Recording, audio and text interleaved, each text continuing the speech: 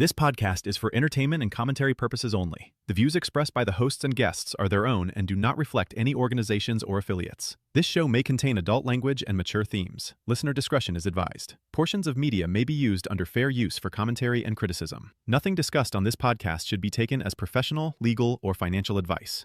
It's J.M. and Diggs, two kids that never quit. From the ring to the booth, yeah, they still talk their shit. Hey! Thursdays on your feed, they're the ones you don't skip. If you came for the vibes, you came for J.M. and Diggs. How was everybody's day? What's up, homies? What's going on? Welcome to another episode of the J.M. and Diggs podcast. We actually have Diggs in the building. So Diggs had a little bit of a drama happen last week, so we're glad to have him back. How's your daughter dealing with everything? Yeah, I'd say it was a little rough. We got the ashes, so that made her a little sad. But all in all, she's doing all right. Well, I don't know if I told everybody this last week when I kind of updated everybody on your situation, but at least she has 2 more guinea pigs. So at least there's that. So what was the guinea pig's name? Cakey. What was it? Cakey. Kinky? Cakey. Cakey. We had All right. waffles. We had French toast. And we had cakey. Some Okay. pancakes. So R.I.P. Cakey. Or pancake, whatever. All right. Yeah, we got a pretty stacked podcast for everybody here today. But a shout out to everybody that's in chat.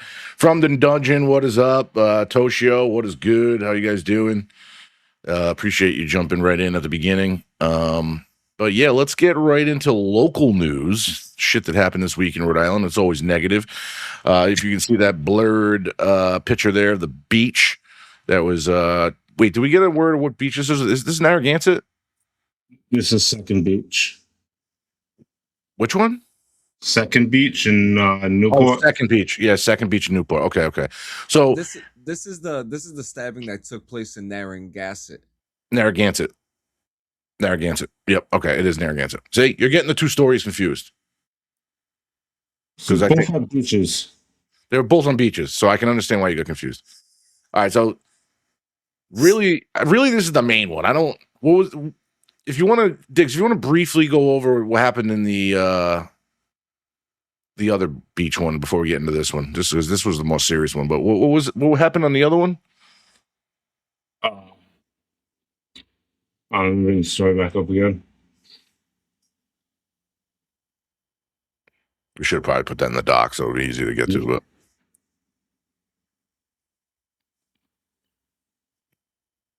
Pretty much just parties got out of hand on senior skip day. oh, senior skip day. Oh, remember those days? Yeah, I see it here. It was Let me tell you what 1,200 high school-aged people at the beach that officers had to respond to, and 9 people were arrested over a large disturbance. Oh, I see. You did add that to this article.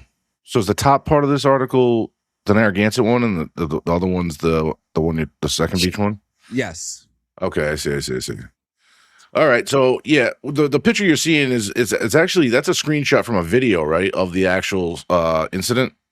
Yes. Is that what we're seeing there? So Rhode Island had one of those early summer days, which is true. For us in Rhode Island, and probably for a lot of us here in the northeast of the country, it was super hot the first 3 days of the week. We were hitting crazy high temperatures Monday, Tuesday, and Wednesday. In my opinion, Wednesday was the worst. Yesterday, I think that was the hottest, in my opinion. I don't know how you guys felt about and I don't really know if it was the same for you, Sanchez, down there in Jersey. I wanted to jump into the ocean, dude. It was rough. Yeah, it was rough. And when weather gets that nice, Rhode Island beaches open up and people flock to them. And I think the problem was there was just too many people on that first day of the beaches opening, and the heat the heat makes people act in different ways, man. And I'm sure some of these people were probably drinking a few alcoholic beverages that didn't help, and things got wild. So according to reports, chaos broke out on Tuesday at Narragansett Town Beach after a large crowd packed the area, and a disturbance ended up with 3 people suffering minor stab wounds. Police say no arrest has been made yet in connection with the stabbing itself. The motive is also still unclear, but 2 adults were arrested on separate charges after more fights and disorder broke out while hundreds of people were trying to leave the beach. So that must be a day of horror. Like, Diggs, think about you, your wife, you take the kids there for a beach day, and then all of a sudden that shit breaks out. Well, like, what do? You going to grab your kids and fucking run for the hills at that point? It's the only thing to do. Yeah, I mean, that's a dangerous situation to be in. And then it's crazy because today, like, there was three days of heat, and then today it was like 63 with rain. Like, it's just back to like typical Northeast fucking weather, dude. So It's supposed to be all weekend. It's 3-day weekend. It's all shitty out. 3-day weekend. We We have have 3 Monday off. We have Monday off. No, we do not. Do we really? It's Memorial Day. Oh shit! Oh damn, that's awesome. You just gave me like a happy surprise right there, bro. Oh shit! Yeah. Except Tosh, who's been on a weekend for a very long time. No, I'm just kidding.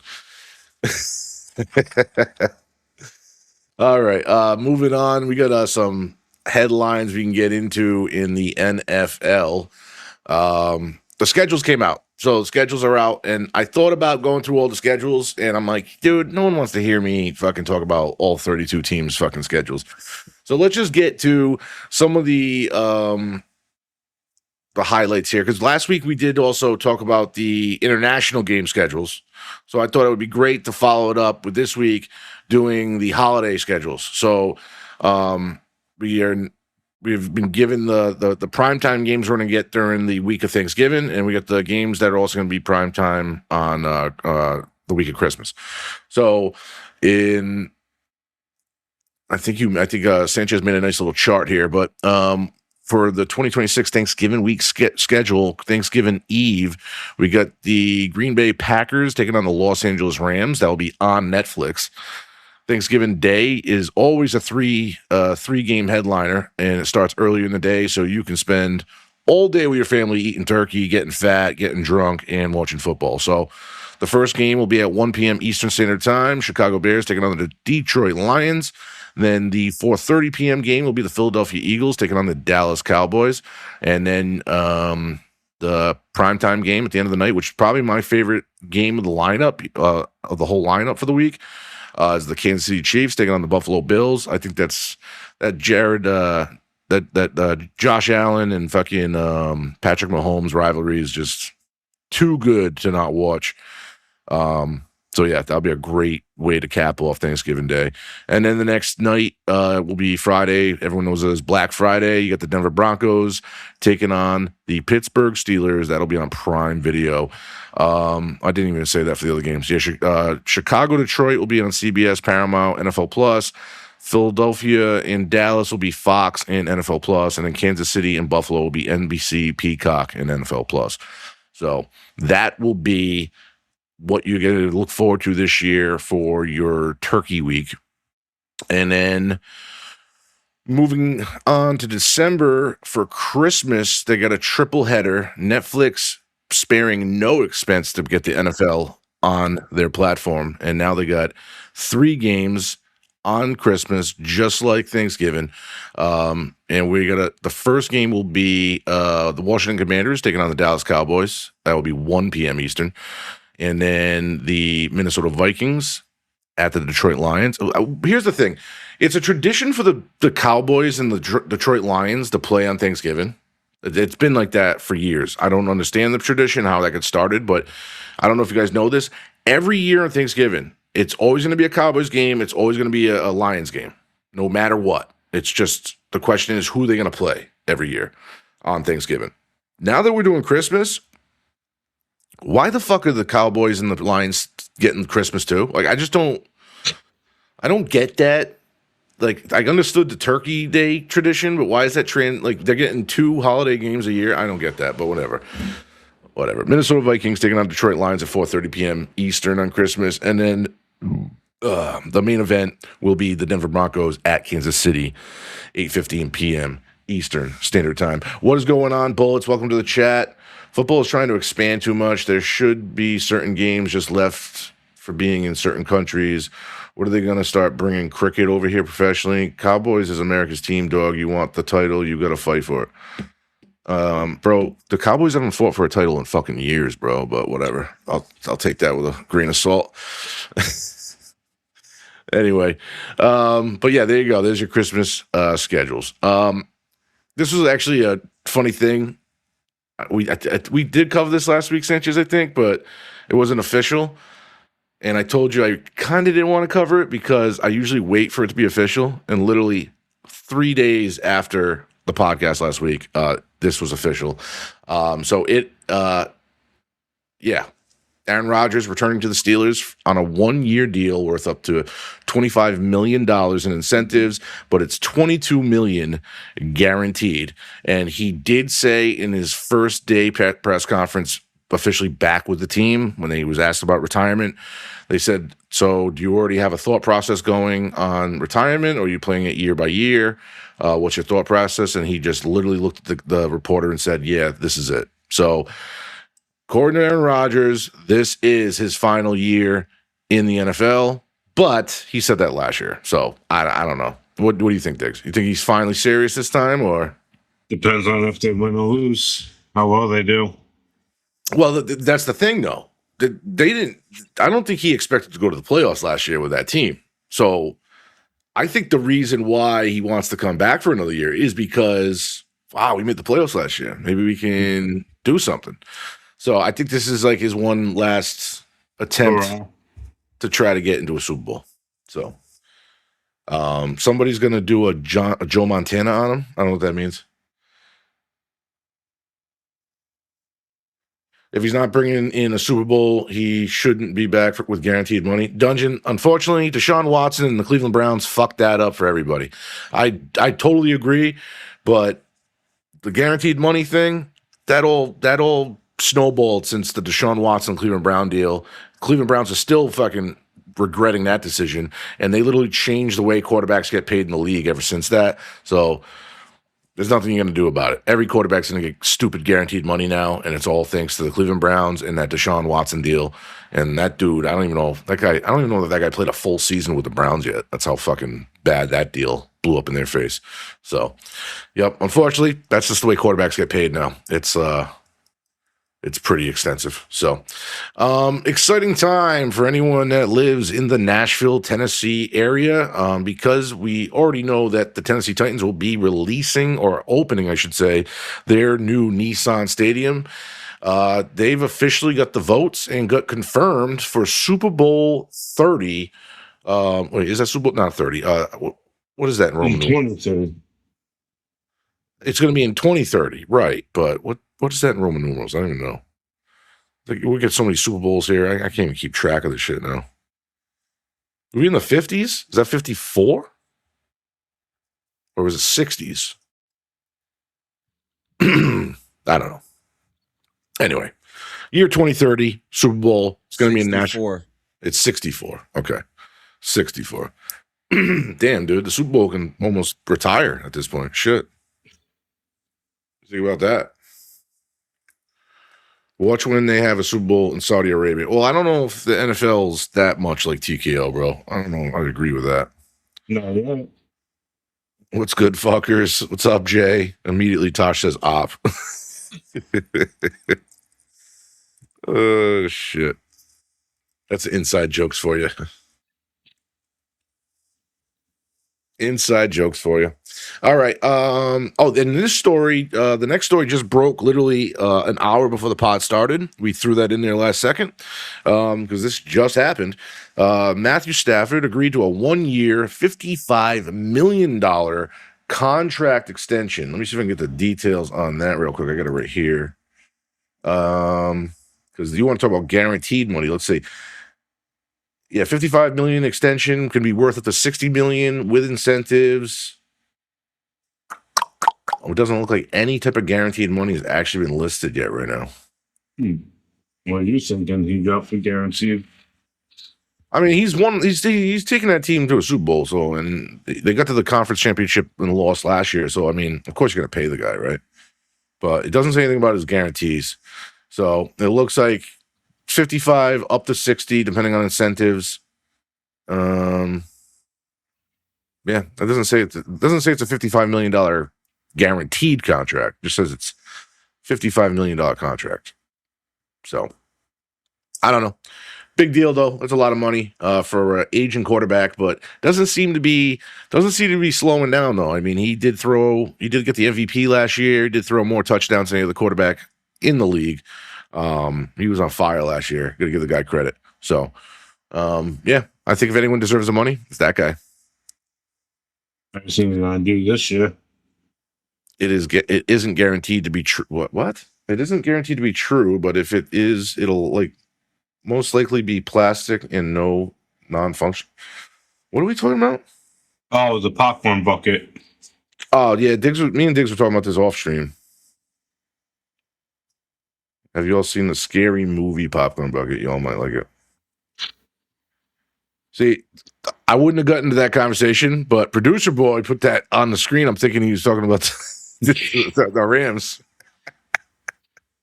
I thought so too. I swear to God, I thought so too. No, so that's the one thing I noticed though in the EV Mux chat. It doesn't show you if they're replying in Twitch chat to another chatter. You know what I'm talking about? Yeah, you're right about that. Yep. So yeah, so if he hit the reply button and said that to him, you wouldn't even see it on here. But I get it. It's all good. But yeah, that's Matthew Stafford getting paid right there. And so this next segment is going to be a little game I want to play with you guys. It's going to be a little game I want to play with you guys. And it is, let me get my other document here. It is a little game we're going to call Which of These is More Shocking? Okay. Now, you guys see the Miami Dolphins logo there. So this is what we're going to do. I'm going to list off a bunch of stuff. It's going to be the last time the Dolphins won a playoff game. And I'm going to list off a bunch of stuff in life that was like a fact at the time. So wait till the end for you and Sanchez to answer, and in chat, try to wait till the end to answer what was the most shocking. Okay. So the last time the Dolphins won a playoff game, LeBron James was a high school freshman. The New York Knicks were the defending NBA Eastern Conference champions. The NFL franchise, the Houston Texans, did not exist. Shaquille O'Neal had no NBA championships. Tom Brady had not been drafted in the NFL. Nick Saban was still coaching the Louisiana State University Tigers. Bill Belichick was in his first season with the New England Patriots. Sony released the PlayStation 2. A dozen eggs was 89 cents. Shakira hadn't released music yet. Billie Eilish hadn't been born yet. And I saved the best for last. Metallica filed a lawsuit against Napster. Those were all the last time the Dolphins for me, what a playoff game. For me, it's between Bill Belichick's first season and the Texans not existing. Really? You go more to the sports ones? Okay. Yeah, I thought Bill Belichick has been there since the crucifixion. I'm just saying. No, he coached 1 year. He coached 1 year and they did horribly. And then the next year was the Brady year. They drafted Brady. They didn't do well that year. They did a little better that year, that second year. Brady was the fourth string quarterback the whole year. And then the third year was the Brady year when Brady took Bledsoe's job, I think. I think that's how it works. Something like that. But yeah. Belichick's first year of the Patriots, no one talks about because it was actually he took a job in a dumpster fire and he couldn't turn it around right away. It took him 2 years to turn it around. So Dan Marino was quarterbacking. That's probably true, right? I don't know. I actually don't know if that's true, but that might be true. I'm going with the eggs. Oh, let me double check that. What's that?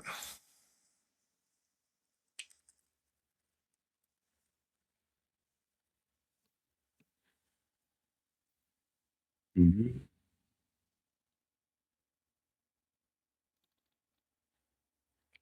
So you think the most shocking is the fact that eggs were 89 cents, a dozen eggs?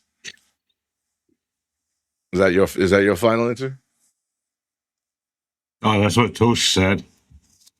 Oh, Tosh is thinking the eggs, the crazy. Okay, I can understand that because eggs is like what, like almost $10 now. Yeah, Dozen eggs, almost $10. I'm going with the Metallica. I see. I'm with you, dude. The Metallica filing the fucking lawsuit against Napster. That was the one. You know what's funny? When I first saw this and organized it for the pod, I really was like, that was like listed on the top, and I'm like, no, I'm putting that on the bottom. It's gonna be the last one I list off. That shit's crazy. Fucking Napster, bro. That's I remember that whole fucking stupid lawsuit.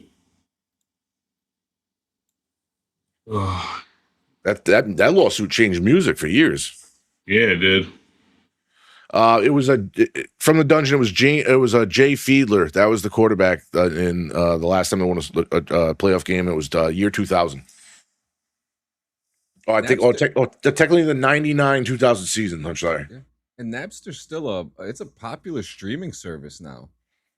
Oh, well, I think that's a nostalgia thing, though. Yeah, people still use it heavily.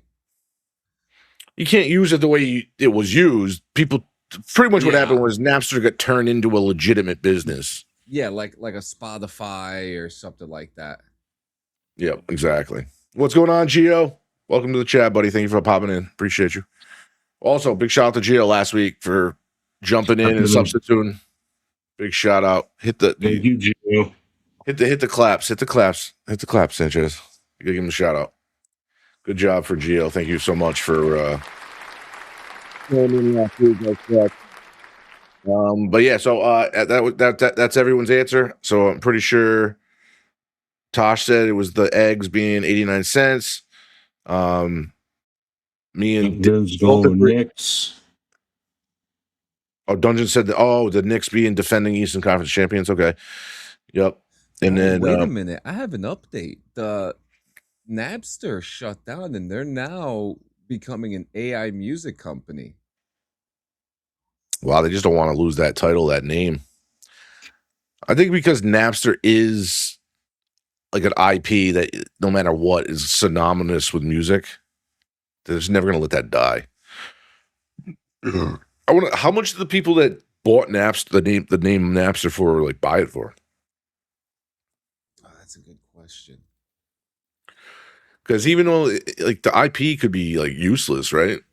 But I'm guessing if like because it was sold to an AI company, $207 million. Which nowadays isn't that much. Nowadays is not that much. But hey, well, who knows what they'll turn it into? Who knows? Napster might come back and be controversial again. Yeah, it's probably going to compete against Pseudo. See, you know what's funny? I have a Napster T-shirt and I bought it, but it was before I realized they were running again temporarily. So I was like, oh sweet, a Napster shirt. I'm thinking I'm buying it because of the old school Napster, not it was running again. All right, so moving on. This is a story that Sanchez plugged in. It's got to do with the MLB expansion watch. Who gets teams 31 and 32? The MLB team expansion timeline and cities best positioned to land a franchise. Major League Baseball expansion is not official yet, but according to Forbes, the league is clearly moving toward a 32-team future, with Commissioner Rob Manfred seeing expansion and regional realignment as part of his long-term legacy. The catch is MLB still has a few major boxes to check before anything becomes formal. The next labor agreement with the Players Association, which is going to be a fucking shit show, I bet. The Athletics getting their Las Vegas ballpark situation fully underway, and the Tampa Bay Rays figuring out whether their new ownership can actually get a stadium funded and moving. Forbes also points out that Manfred has talked about adding one team in the West and one team in the East, but if a strong middle-of-the-country market shows up with the money, stadium plan, and ownership group, MLB probably has to listen. So the timeline here is not tomorrow. If Manfred gets the process started before his term ends in January 2029, the actual expansion ballparks may not open until around 2032 or 2033. So this list here, this is cities to watch to get a new team. Is that what this is, Sanchez? Yes. Okay. I do want to throw in that all these teams, they all have, and obviously Montreal had the Expos at one point, you know? So they had the Expos. Charlotte, the Carolinas themselves would be perfect. They're college baseball, and they have like 18 minor league teams in both Carolinas alone. So Wow. I don't know why that they're not even on the top of the list. Portland would have a rival with Seattle, but I also don't think that we need a team in Portland. Everything else I'm kind of okay with, but I do believe Nashville does deserve overall the spot. So I see on this graphic here, it says Nashville, Salt Lake City are in red. They're like they're the favorites depending on whoever made this graphic. Yep, right now. Okay. So Portland, Sacramento, Montreal, Charlotte, and Orlando. And Orlando's a very weird spot to put a sports franchise. Like the Magic has been able to succeed there. And now that we're in the NBA sponsorship era where, NBA teams wear sponsorships on their fucking jersey, like you see that the Magic are sponsored by Disney because they're Orlando. How, you know what I mean? Like stuff like that. So that fits. But like the NFL never looks at Orlando as like a dominant market to put an NFL franchise. Plus, there's so many other Florida franchises already. I don't even think the NHL doesn't have any Orlando franchises, right? I'm not a big NHL guy, but there's no such thing as an Orlando like NHL team.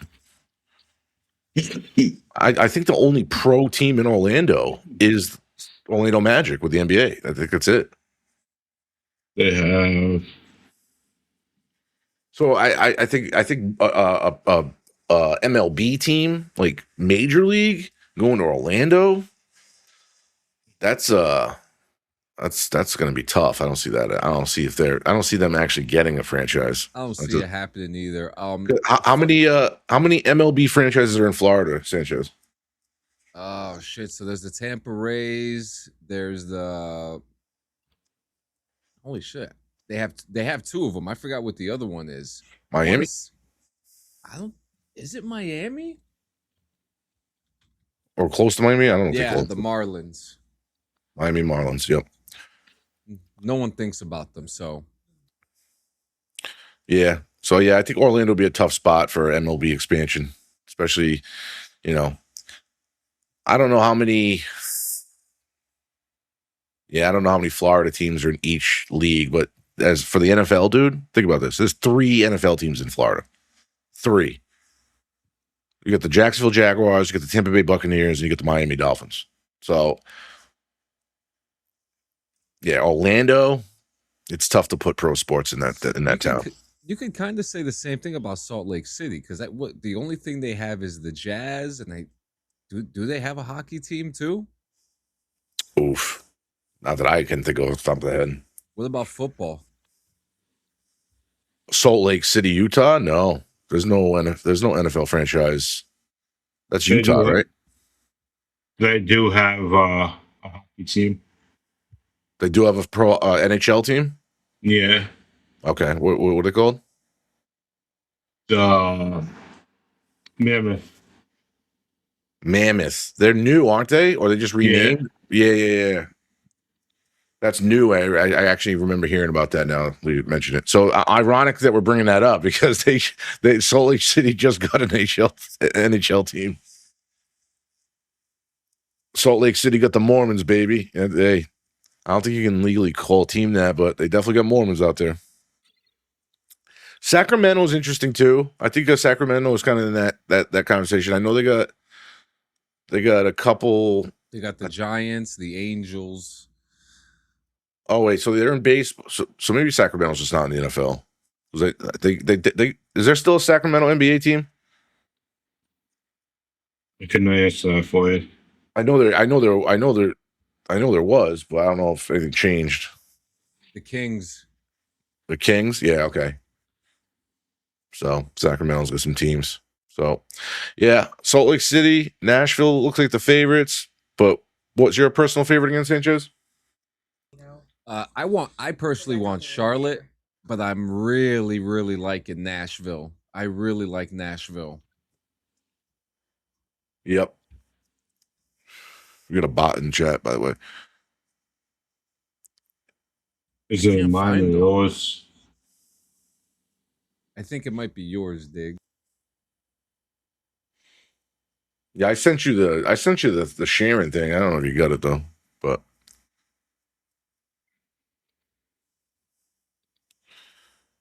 damn, we're pushing through everything today. We need to slow the fuck down, bro. No, we have the same chat. Are we? Oh, let me turn it on. Let me turn it on then. There we go. There we go. I'll try to bring the chat up a little bigger on that end, so if you do see some shit like that happen, I can take care of it faster. I'm a mod on your Twitch, right? Yeah. All right, so we should be good there. All right. Yeah, so I honestly I don't know if you guys got anything to fill the void because we got 2 segments left and we got a whole half a show to do. Anything interesting you guys want to talk about or chat? Do we want to bring up the popcorn buckets? Should we bring up the popcorn buckets? We can bring up the popcorn buckets. Are they super offensive and we can't show them on stream? You can show them. You can show them. Get a picture of the fucking popcorn buckets. Let me see this fucking thing. Oh wait, you haven't seen this yet? No. I don't usually care about this type of shit, but since we gotta fill some time anyway, fuck it. Let's just do it. I want to buy one of the popcorn buckets if it's true. If it's true, why is this a rumor? It's for the new scary movie coming out. Oh shit! I don't know if a lot of like corporate theaters are gonna want to sell these though, bro. Look at the butter on the carb cap. Yeah, bro. Like what? That really? I don't know if that's true, bro. Is it? It was posted. It was posted from the scary from Marlon Wayans and the scary movie social media. Really? Yeah. I think it's happening. I think this is actually happening. Whoa, something So smells like. this is what I wish. Shanna? Here's my thing: is the downpipe removable from the rest of it? Because it kind of looks like that. Because I was gonna say, how do you get the popcorn out of the fucking bottom? Like Joe said, if anything, it was probably plastic.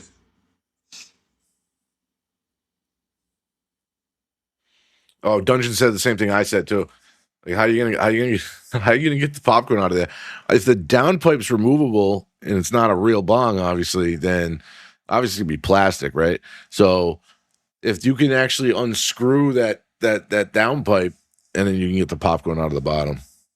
I don't think they'd put real butter though in the end there. I think that'd make a mess. They never put it's always like yeah, it's like a plastic stuff like that. Yeah.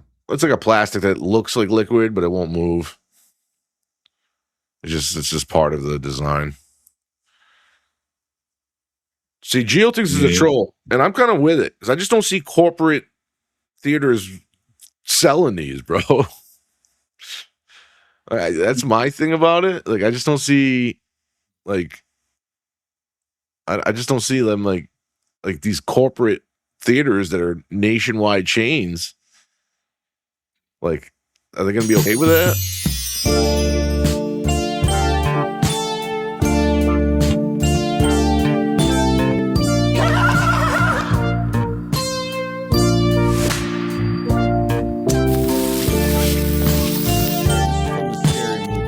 I'm high as fuck. So we'll see what happens. Yeah, I don't know. I'm kind of gonna side with Gio on that too. I just don't see how you're gonna get a bunch of chains to sell that to people. That's my thing. You know what's real funny? Hemper is the first comment there. Is it? Yeah. Look at that. Hemper's down for that.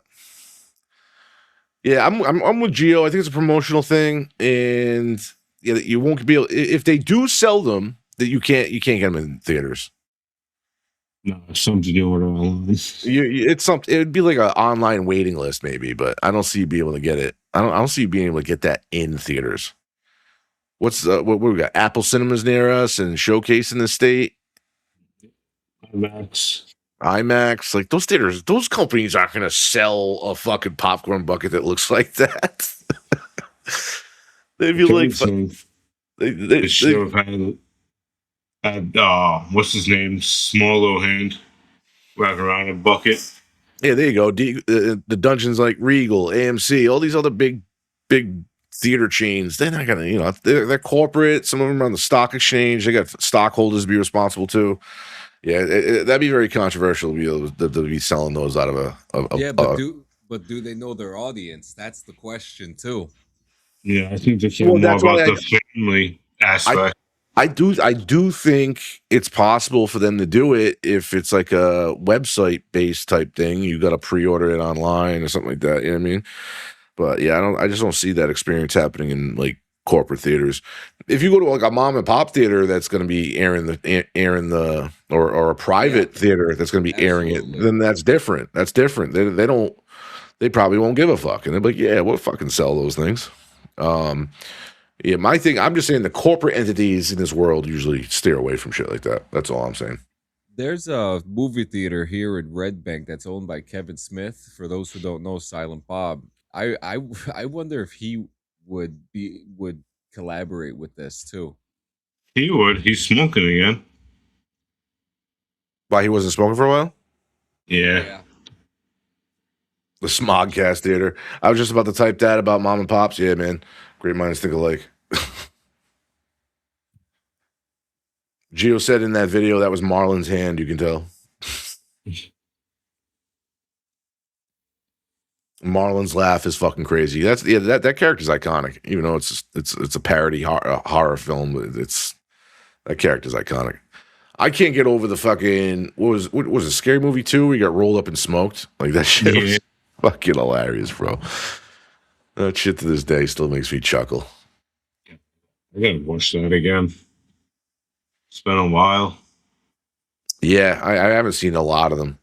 I just think a lot of people are hyped up to go see that in theaters. I mean, I'm hyped up for it, but I'm not that hyped up to pay theater prices to go see it. I'll wait for streaming. Yeah, I can definitely wait to stream that. I would be willing to go spend some money and go see Obsession though. Like I told you the other day, I'd like to go see Obsession in theater. If you want to go with me on another date, and we don't cheat on each other this time. I'll try not to. It's not the movie I won't go see. It's like I invite you to go see Obsession with me, and then like, yeah, I'm gonna go see Obsession with JM, and then someone's like, no, go with me first. It's supposed to be a good movie. No, I know it is. The Obsession looks really good, so I want to see that. Are you going to see Masters of the Universe? Shit, I don't even know what is Masters of the Universe. What's something on it? He-Man. The old cartoons. Oh, really? They're making like what an actual Live action. on the live action of it. Oh, okay. Yeah. Yeah, I wasn't a big He-Man guy growing up, bro. Did you just fucking say what the fuck is Masters of the Universe? Yeah, I didn't know what it was. You're fired. The both of yous. You're done. I Bro. just said what it was. Yeah, actually, Diggs just told me what it was. I don't know why he got fired. All You know right, what? Diggs, Fuck this this segue. is this is your show now, Diggs. Hang on. This is yours now. This Go, is go, this is a- go. You need to just go got the- watch some cartoons, man. Dude, I don't know what to tell you, bro. I don't know. Thundercats? Voltron? I did watch Thundercats. All right. You're good. You're good then. You got your job. I did not like Voltron. I didn't watch Voltron. But you at least watched Thundercats. But now that you said He-Man, I know what you're talking about. I just didn't know it was called Masters of the Universe. I didn't watch it like that. I was a very fucking picky fucking kid watching cartoons, bro. If it didn't grab my attention, I didn't watch it. Even if it was on fucking cable back in the day when we didn't have a choice. We're gonna have to do a He-Man watch party for JM. Oh, get the fuck out of here. But you Why? know Warrack is. Warrack is what, bro? I'm gonna fucking, if I ever run into Billy at the fucking bar, I'm gonna be like, yo, I know this dude, he's your biggest fan. He's older though. Might creep you out.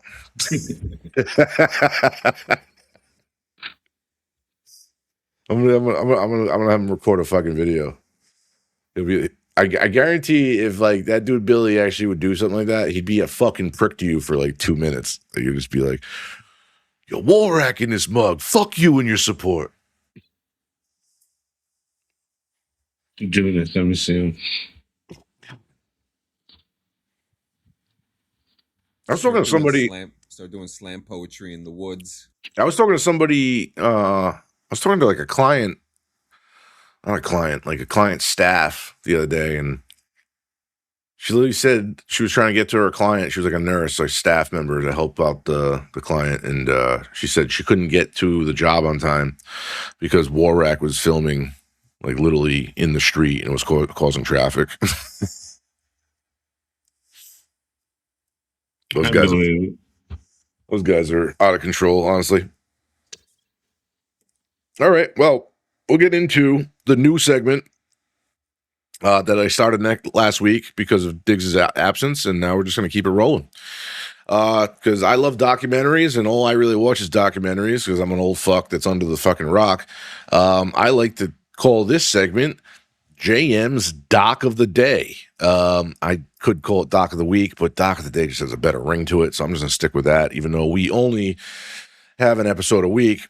But our Doc of the Day for this week is Netflix's The Crash. Now, I don't know if anyone watched documentaries or even likes them, but this is another brand new Netflix documentary that just ended up on the platform. It is a 90-minute true crime documentary, and it examines the July 31st, 2022 car crash in Strongsville, Ohio.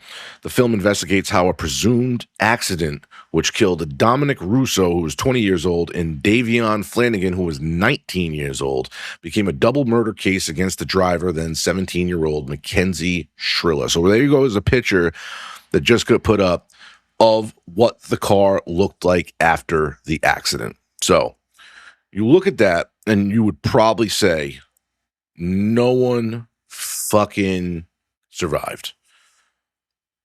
But believe it or not, the fucking driver did. But unfortunately, there's a picture on the left is, am I getting this right, Sanchez? Dominic's on the right, Davion on the left, or is it opposite? I believe it's opposite.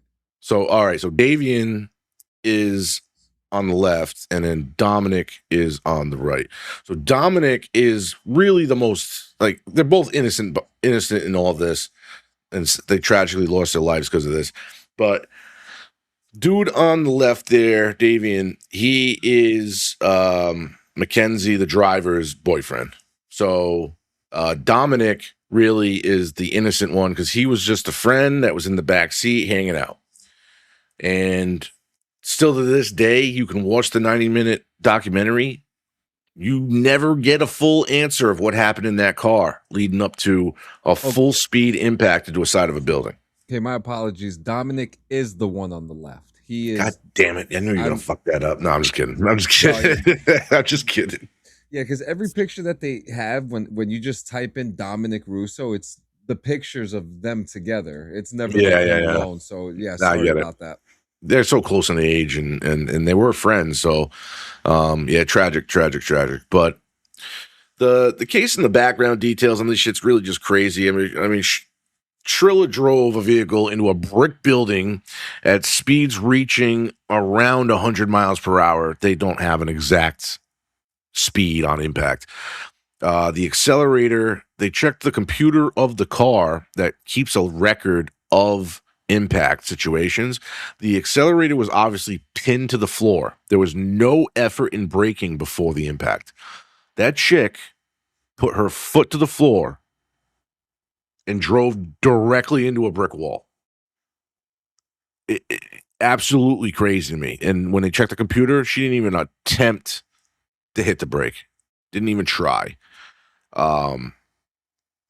The trial, prosecutors argued the crash was intentional and aimed at ending a toxic relationship with Russo. Triller was convicted of murder and sentenced to life in prison, eligible for parole after 15 years. The perspective of the documentary, actually, no, I might skip that. You can watch the doc on Netflix, obviously. I just said it 100 times. The documentary does feature exclusive prison interviews with Triller where she addresses the case and maintains her innocence. And I wouldn't even say she addresses the case. They actually exposed her in the doc. At one point, she looks over and she's asking her lawyer if she can answer a question. That's how that Netflix interview went. And they didn't show that till towards the end. So it was like you thought she was participating in the documentary, but really you're like, oh fuck, you got your lawyer there. Because obviously they're trying to get an appeal going. They've already got declined for one appeal. They're trying to get another appeal. They don't want to wait the 15 years, obviously, for parole. But she won't get an appeal again for a while. Right. Well, they. Yeah, so, yeah, Tasha's just pretty much saying everything I'm saying. Probably before I can get to it, too. Thanks, Tosh. So, yeah, they're trying to argue they re-examine the evidence. The evidence is a blend of body cam, surveillance footage, black box data, and interviews from victims, families, and investigators. And then, honestly, the most controversial thing, I think, at the end of this doc is just seeing how many supporters Mackenzie Triller has. Like, she legitimately has people saying she's innocent, she should be released, she should get an appeal. And I don't know, as the documentary develops, as you watch it, they go through the introduction, they go to the tragedy, and they start talking about each person that was in the car individually. But when you start getting into the conversation about her relationship with her boyfriend, you start to realize it wasn't this bubbly, happy-go-lucky relationship. At the end, it was definitely toxic. There was multiple breakups. There's video of Dominic literally recording her outside, trying to get in his house. He's trying to break up with her. She ain't going anywhere. She's talking about breaking in. Yeah, crazy shit. Fucking crazy shit. Her parents pissed me off, especially the mother. Very true. But I mean, as much as they didn't seem, because the way we look at it is like she's guilty. But I don't know if you're a parent in that situation and it's your daughter going to be put on the hook for this, whether you want to believe she's innocent or not, you're going to still stand by your child, aren't you? I don't know how that works. I'm not a father, so I don't know. Diggs, maybe you could chime in a little bit on how you would feel in that situation. Definitely stand by my child. Right. So whether you have a reason to believe she was guilty, it's like, what, you're just going to stick with her. It's like, what are you going to do? You're a father.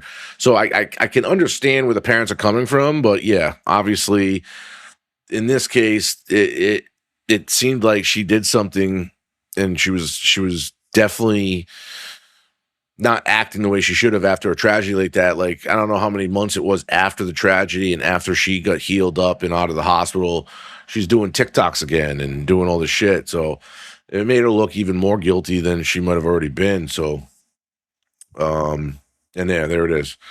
They showed no remorse for those dead boys. They all cared about the daughter. Yeah.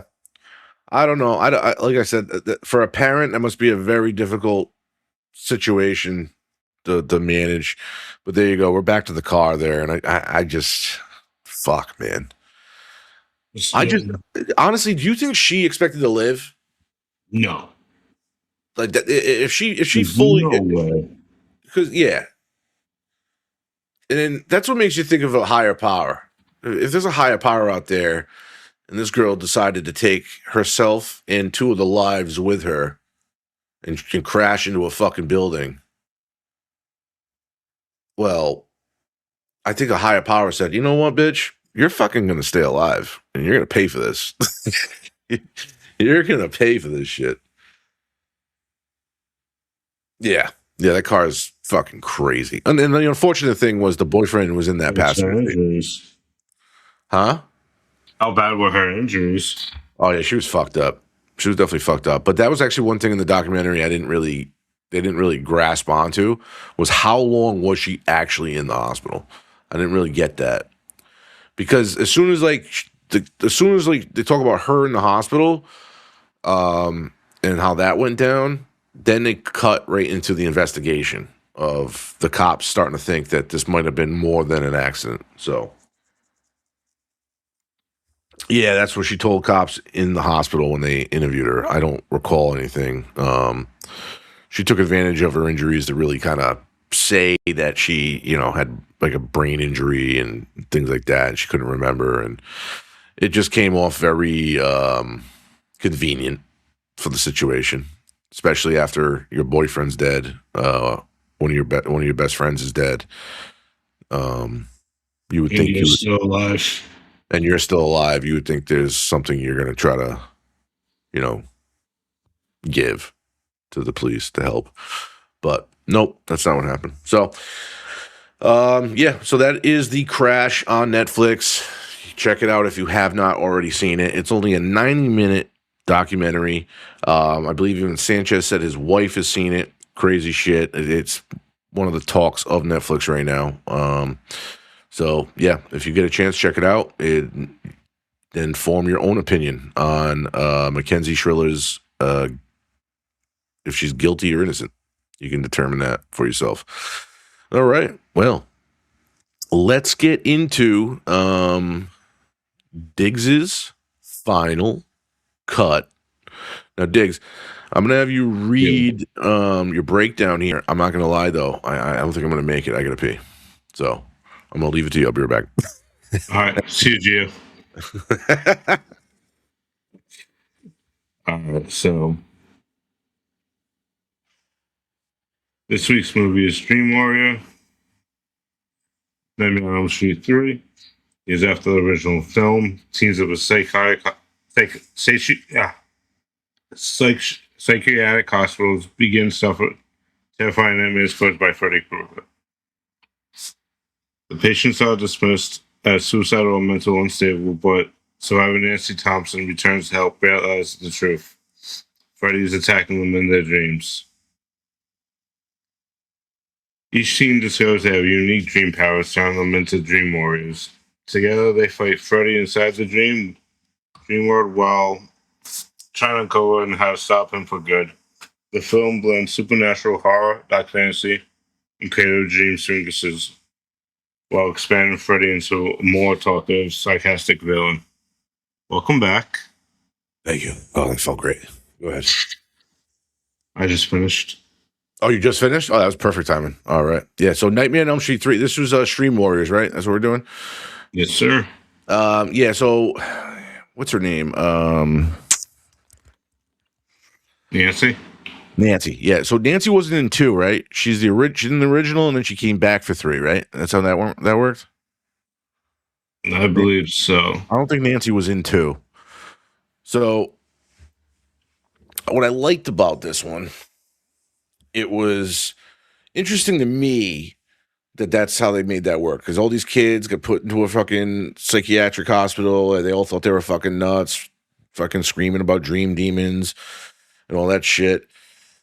But then Nancy becomes an actual therapist or psychologist there and has been through the experience, so actually starts to sympathize and grow a bond with these kids over Freddy Krueger, the Dream Demon. So I liked how that aspect hit with this movie because of the fact that you in the first Freddy Krueger, you see Nancy as this little girl, right?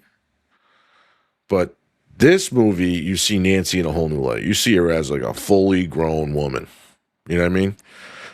So that's my favorite part about this. But I don't know, what would be your personal favorite part about this? I fucked you up with that one, huh? Yeah. I wrote that shit down. Because I obviously Nightmare on Elm Street 1 is always my all-time favorite, but 3 is probably my number 2 favorite out of all the Nightmare on Elm Streets. I love Dream Warriors. I do agree with you. Yeah. Well, I do agree with you.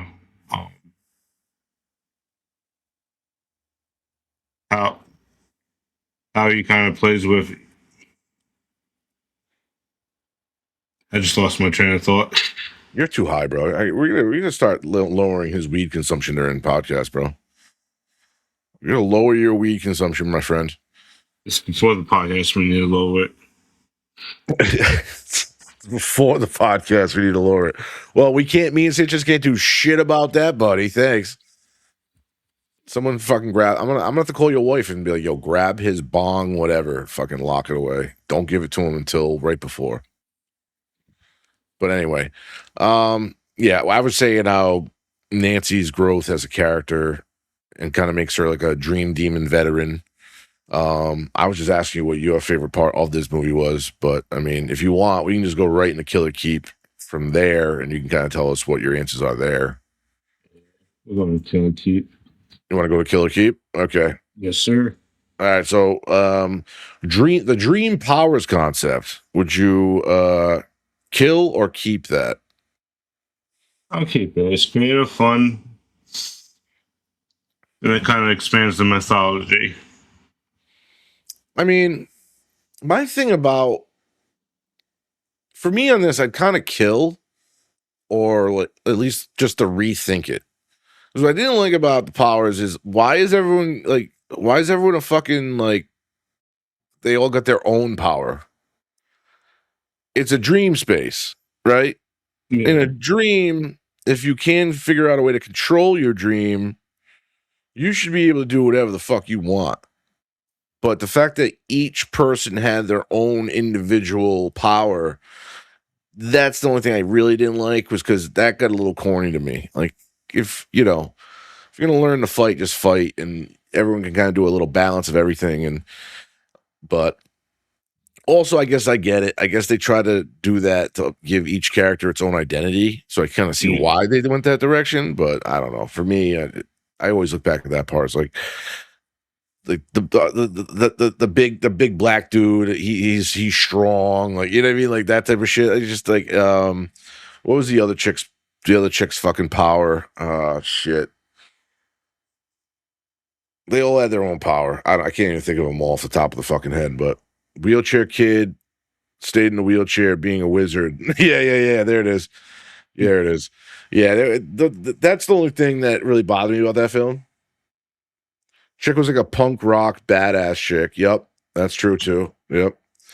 She was the one that tried to overdose and die. Okay, thanks for adding the darkness to the fucking whole conversation, Diggs. Shit, fuck. Because They're all in there because they all, quote unquote, attempted suicide.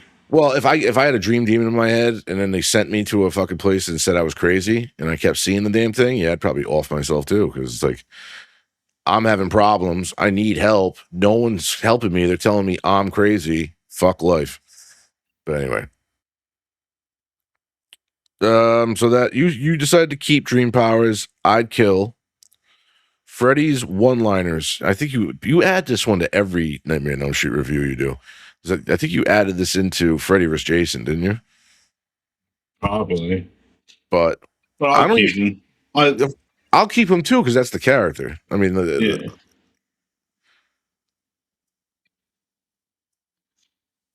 were you saying? No, I was just gonna let you say why you're keeping. Oh, they're iconic. Like, it's why you love Freddy. Yeah, that's what I was saying. Like, that's just the character. So his one-liners are just a big part of the character in any movie, especially if it's done by Robert Englund. When they did that other fucking remake of Freddy without who was the actor in that Nightmare on Elm Street? I forgot that dude's name already. Shit. Talking about it's like 2010 something came out. Yeah, the 2010 Nightmare on Elm Street. Who the fuck was that, Freddy? I forgot that actor's name. But when they had him trying to do one-liners, it was just fucking. That's Jackie Earl Haley. He was from Watchmen. He played Rorschach. Yeah. I'm not saying he's a bad actor. I just don't think that was the role for him. I think that's tough for anyone to take an iconic role like that. That makeup was off too. Welcome to my nightmare, bitch. What is your favorite Freddy line? The fuck was it? I think it's from Nightmare. I think it's from Freddy vs. Jason, actually, where he said, what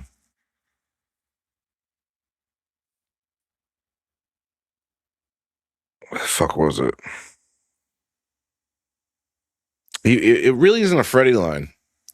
It's Freddy when he's acting like in the dream. He's acting like Jason's mother, and he goes from and after he says it as the mother, he turns into Freddy again. But he's like, but I loved when the woman said, "I should have known you couldn't stop killing. You're like a big fat stupid dog that can't stop eating." I thought that shit was hilarious. But I don't know if you can consider that a Freddy line because he wasn't Freddy at the moment of it being said. But it was Freddy's voice. No, it wasn't. No, it was slowly turning into Freddy's voice. Right. Yeah. So that's a controversial one, but I always found that funny. But so the next one on Kill or Keep is Nancy's returning. Kill or keep, Diggs? I'll keep. It gives it some emotional weight. I think it was a big. Brought back. Yeah, I think it was a big factor of the whole movie. I mean, I think seeing Freddy Krueger and Nancy back on screen together is fucking was a big. Yeah, Nancy is the GOAT. I mean, think about that. Nancy outlived fucking Johnny Depp. I mean, shit. Fuck. Johnny. Yeah, but you know what's crazy? Johnny got killed by Freddy and had a way better career, so I think he made out all right. Hey, and he won in court. Cheers to him, bro. He won in court on top of it. Like, fuck.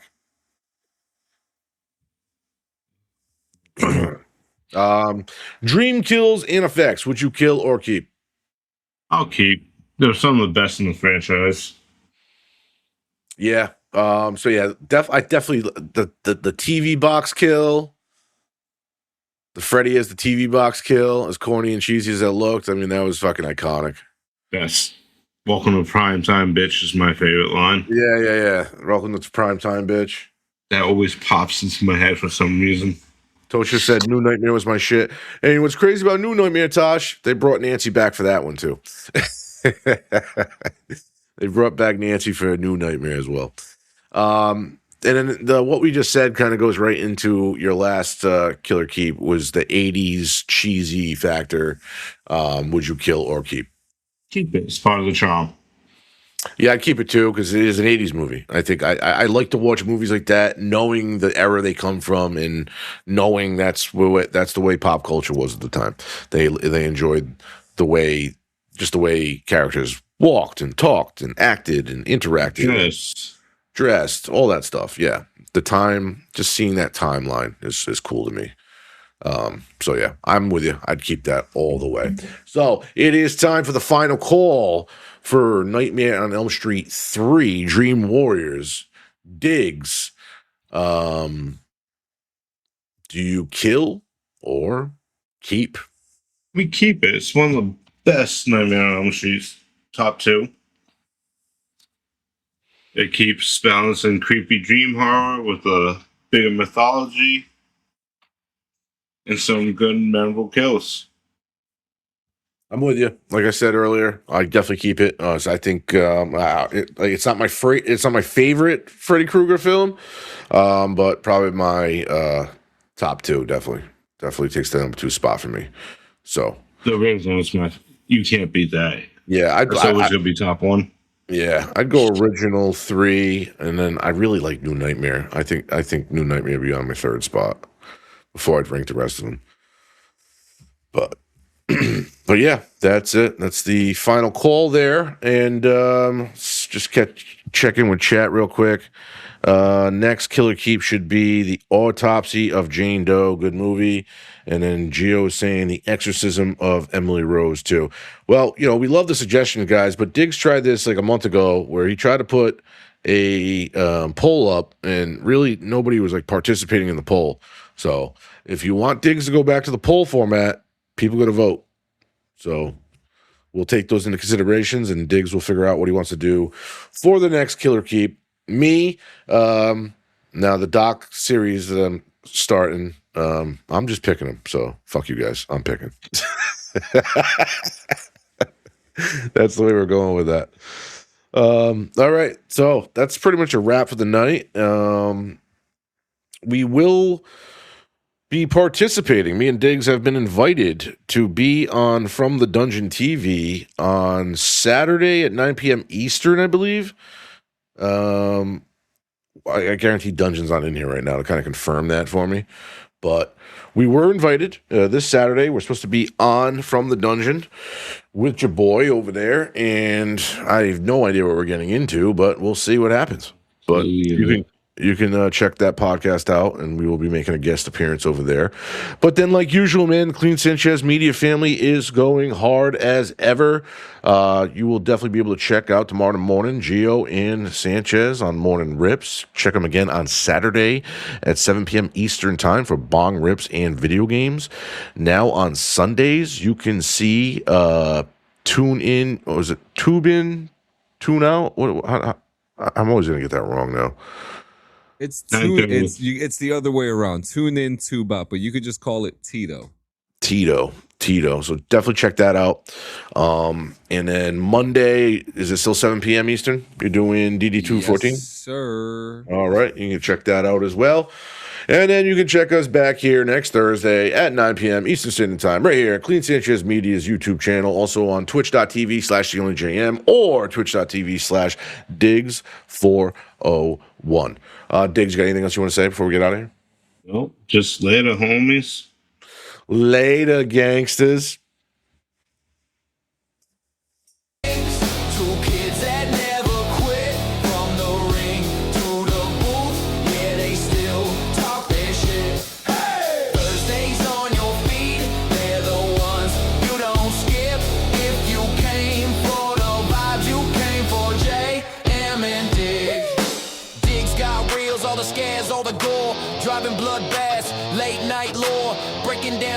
Every scream, every twist, if it crawls from the dark, it's already on his list. Local buzz, from the block to the bay, talking hometown legends who still got something to say. From the bar stool stories to the front page hits, same crew, new view, same sarcasm and wit. Oh yeah, it's